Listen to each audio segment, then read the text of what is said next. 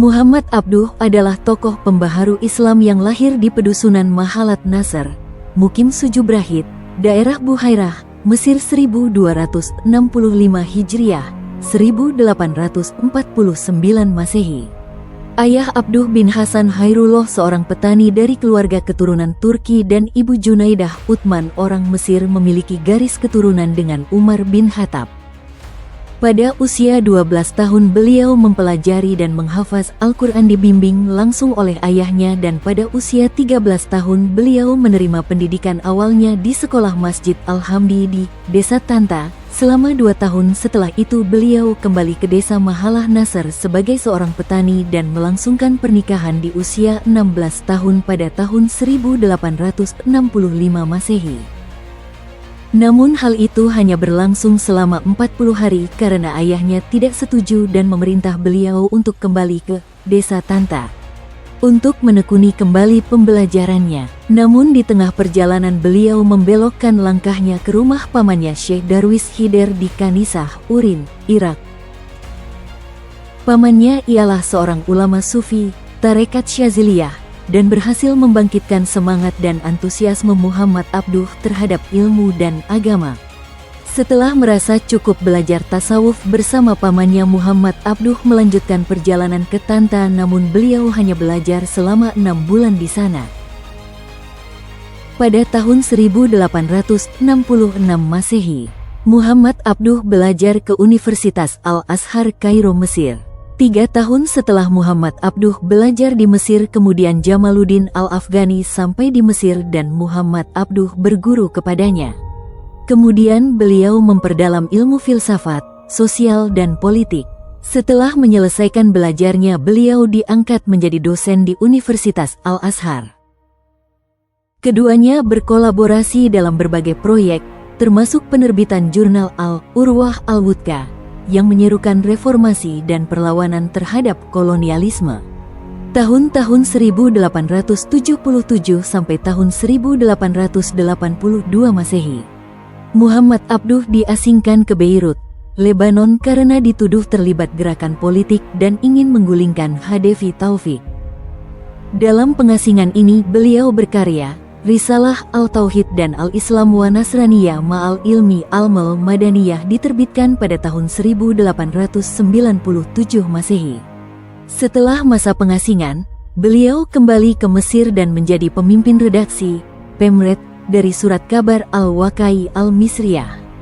Tahun 1882 Masehi bergabung dengan Urabi Pasha untuk melakukan gerakan politik menantang ketidakadilan negara. Sehingga Muhammad Abduh diasingkan ke Prancis.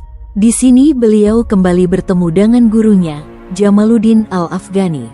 Bersama Al-Afghani, Muhammad Abduh menerbitkan majalah Al-Urwatul Wuthqa. Setelah pengasingan di Prancis, Muhammad Abduh kembali ke Mesir. Pada tahun 1892 Masehi, beliau membentuk organisasi sosial yang bernama Al-Jamiat Al-Khairiyat Al-Islamiyah.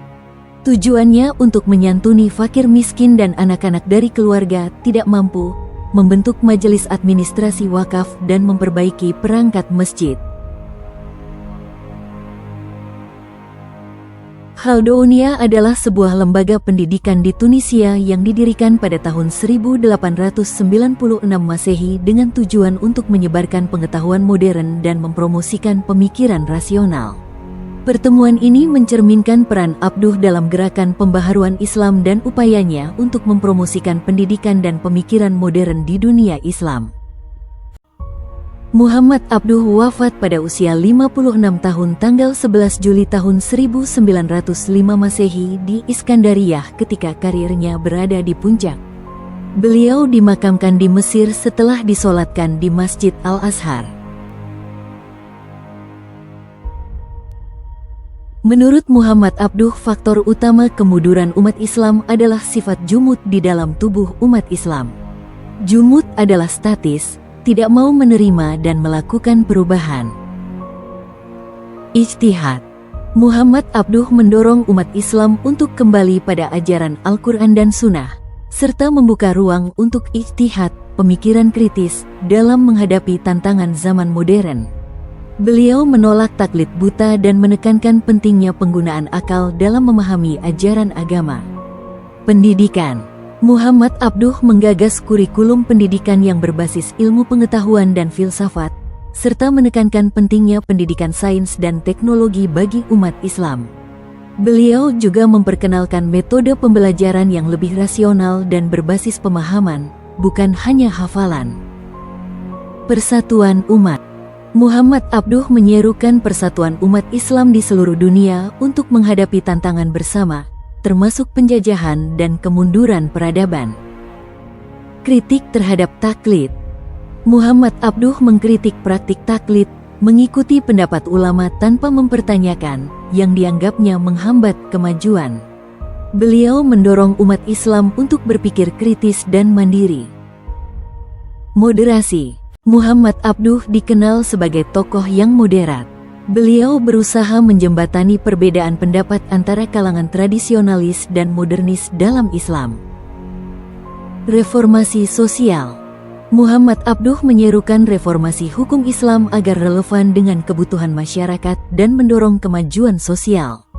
Beliau juga aktif dalam gerakan pembaruan di Mesir dan memberikan pengaruh pada tokoh-tokoh pembaruan di berbagai negara. Pemikiran Muhammad Abduh memberikan inspirasi bagi gerakan pembaharuan Islam di berbagai negara, termasuk Indonesia. Beliau dikenal sebagai salah satu pelopor gerakan modernisme Islam yang berusaha menyelaraskan nilai-nilai Islam dengan kemajuan zaman. Pemikiran Abduh tentang pentingnya pendidikan, ijtihad, dan persatuan umat Islam terus relevan hingga saat ini. Karya-karya Muhammad Abduh memiliki dampak besar dalam membangkitkan semangat reformasi dan modernisasi di dunia Islam, mendorong umat Islam untuk kembali kepada ajaran Al-Quran dan Sunnah dengan pendekatan yang lebih rasional dan sesuai dengan tuntutan zaman. Karya-karya Muhammad Abduh. Risalah Al-Tauhid, Tafsir Al-Manar, Syarh Nahj Al-Balagah, Al-Islam wa Al-Nasraniyah ma'a Al-Ilm wa Al-Madaniyah, Al-Red, ala Al-Dahriyin, Hasyiyah, ala Dawani Li'al, Akaid Al-Adudiyah, Takrir fi Islah Al-Mahakim Al-Syariyah.